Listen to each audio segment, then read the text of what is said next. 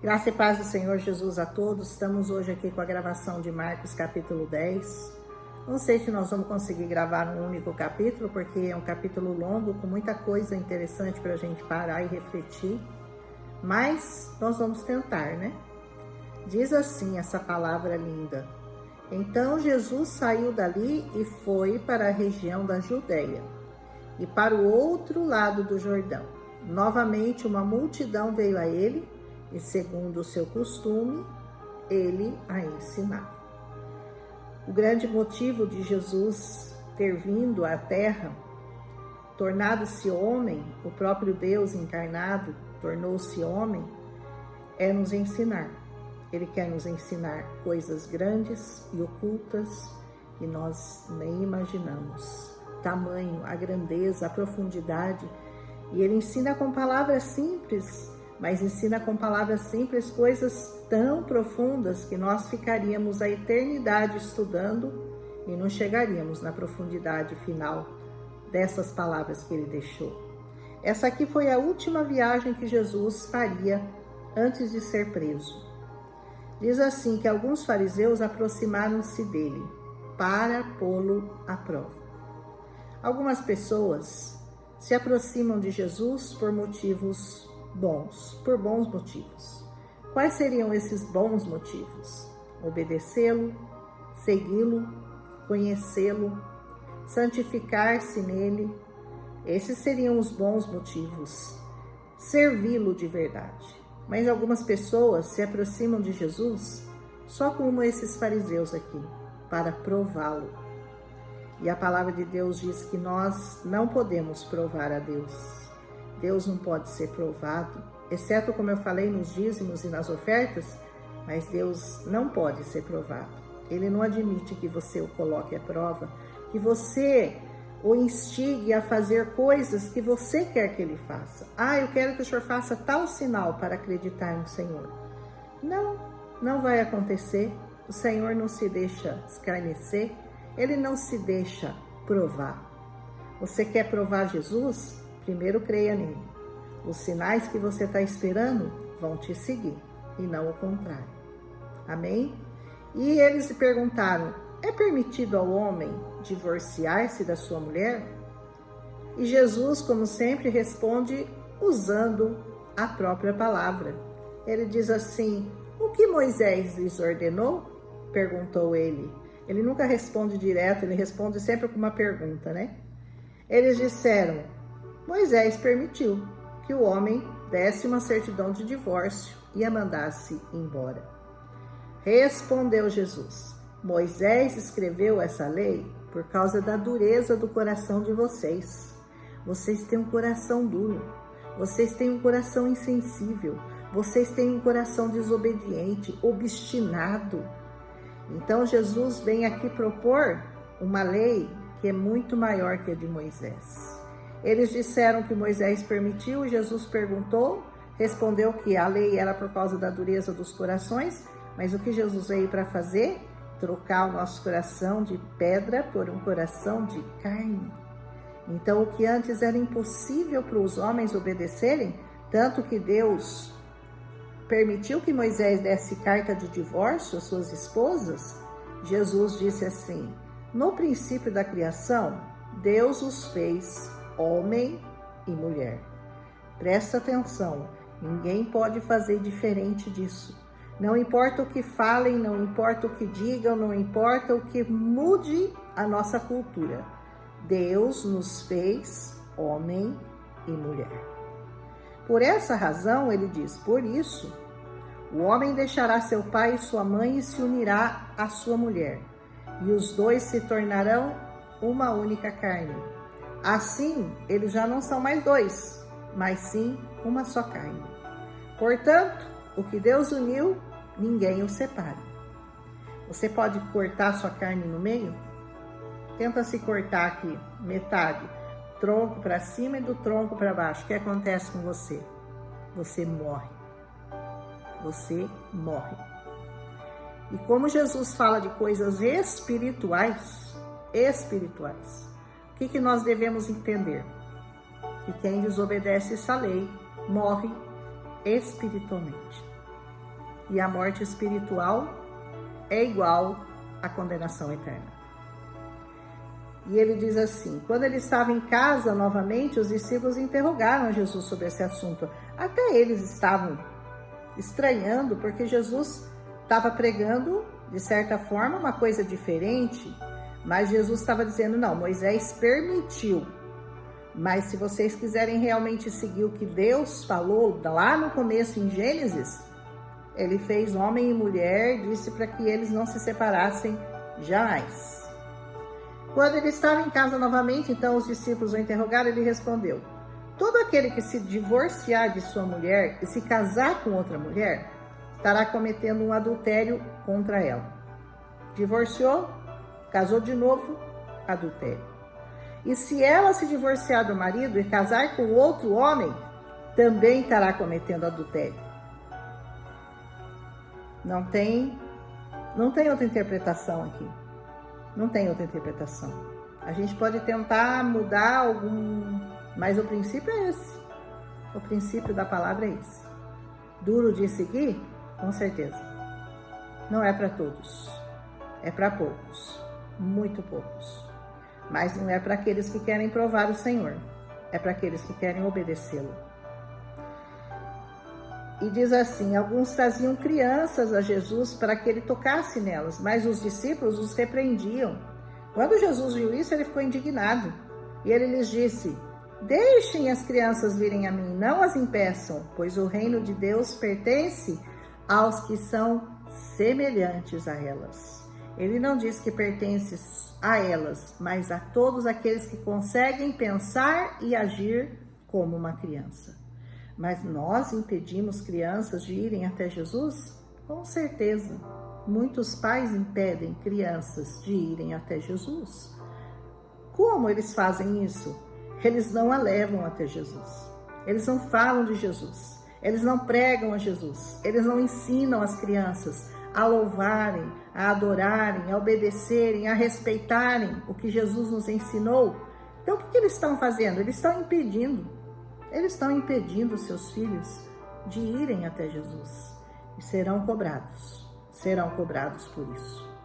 Quando Jesus disse, então ele ficou indignado. Digo-lhes a verdade, disse Jesus. Quem não recebeu o reino de Deus como uma criança, nunca entrará nele. Como que uma criança recebe aquilo que você ensina? Recebe como verdade. Uma criança nunca duvida do que o adulto fala, do que o pai fala, do que a mãe fala. O pai falou, ele acredita. Então, como que a criança tem que receber o reino de Deus? Como que nós temos que receber o reino de Deus? Como verdade. Como verdade, para que nós possamos entrar nele. Em seguida, ele tomou as crianças nos braços, impôs-lhes as mãos e as abençoou. Glória a Deus, né? Quando Jesus ia saindo, um homem correu na sua direção. Colocou-se de joelhos diante disso e lhe perguntou: bom mestre, o que eu farei para herdar a vida eterna? Jesus lhe respondeu: por que você me chama bom? Ninguém é bom, a não ser um, que é Deus. Mas Jesus não era Deus? Nesse momento, ele ainda era homem. Quando que Jesus passou a ser Deus? Ele era o Deus encarnado, mas ele viveu o tempo dele terreno como homem. E quando ele venceu a morte e ressuscitou, ele passou novamente a ser um com o Pai. O Pai, o Filho e o Espírito Santo verdadeiramente são um só. Mas nesse momento, Jesus ainda estava no seu papel de homem. Depois ele passou de novo a ser Deus. Ele era Deus, veio aqui, cumpriu o ministério dele como homem e voltou para o seu reino como Deus. Amém? Você conhece os mandamentos? Ele disse: não matarás, não adulterarás, não furtarás, não darás falso testemunho, não enganarás a ninguém e honra teu pai e tua mãe. E ele declarou: nossa, mestre, tudo isso eu faço desde a minha adolescência. Jesus olhou para ele e o amou. Eu gosto disso. Jesus olhou para ele e o amou. Eu queria muito que Jesus olhasse para mim e me amasse. Você também gostaria, né? Que ele te amasse. Eu penso que ele me ama.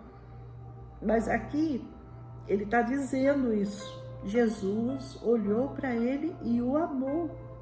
E sabe o que Jesus pediu para ele? Uma coisa que daria a ele uma fortuna no céu. Jesus disse assim: falta uma coisa para você. Ele disse: vai, vende tudo que você possui e dê o dinheiro aos pobres. E você terá um tesouro no céu. Depois você vem e me segue. Aí diante disso ele ficou abatido. Ele se afastou triste porque ele tinha muitas riquezas.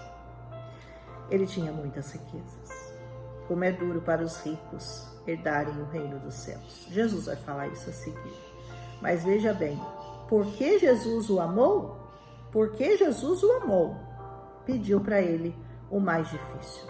Eu pergunto para você, ele não teve coragem, ele não vendeu, ele não obedeceu. E eu pergunto para você, hoje ele é rico?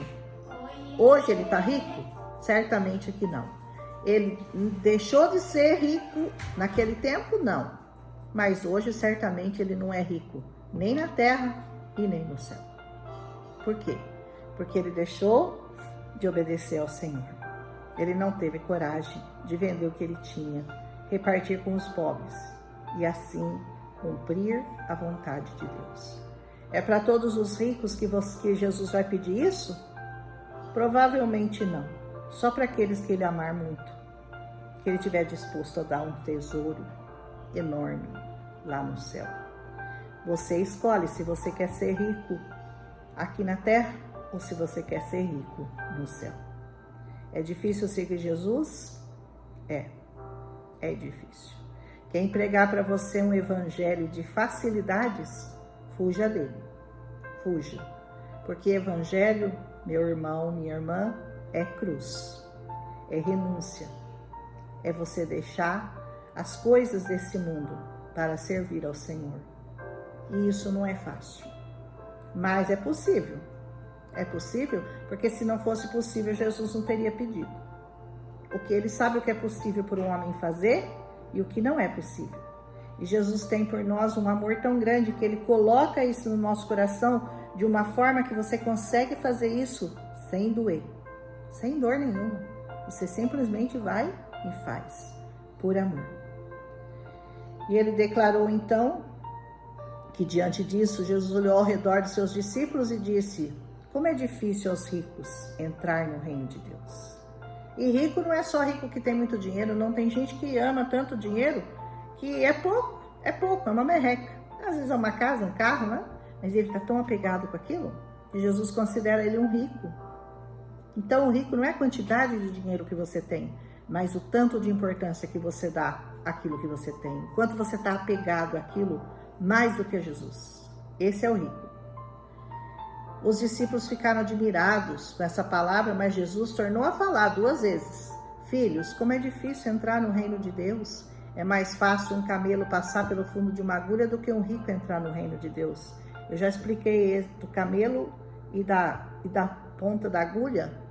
A agulha era aquela pedra que ficava entre as rochas e era muito apertada para o camelo poder passar.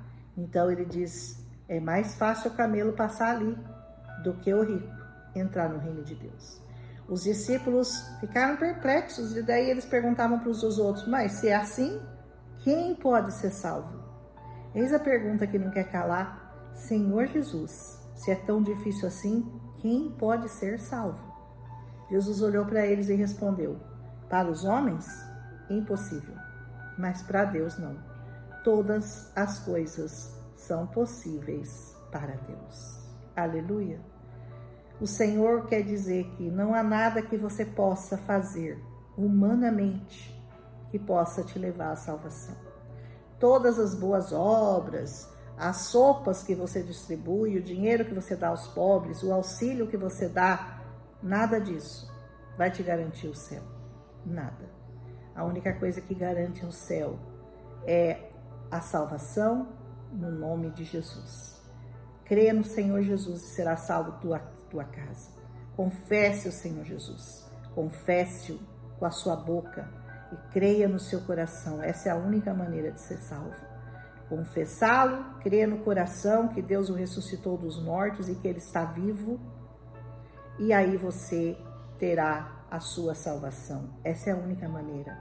E a consequência disso, você também vai querer doar aos pobres. Você vai ser uma pessoa melhor, porque você vai estar sendo guiado, não pelos seus pensamentos, mas por essa palavra. Amém? Eu estou aqui no versículo 27, e eu acho que eu vou parar por aqui, porque já deu quase 15 minutos. Eu sei que muita gente não chega até os 15 minutos para me ouvir. Então, deixa o seu like aqui, se você gostou, e eu continuo essa palavra amanhã, a partir do versículo 28. Amém? Um abraço em Cristo Jesus.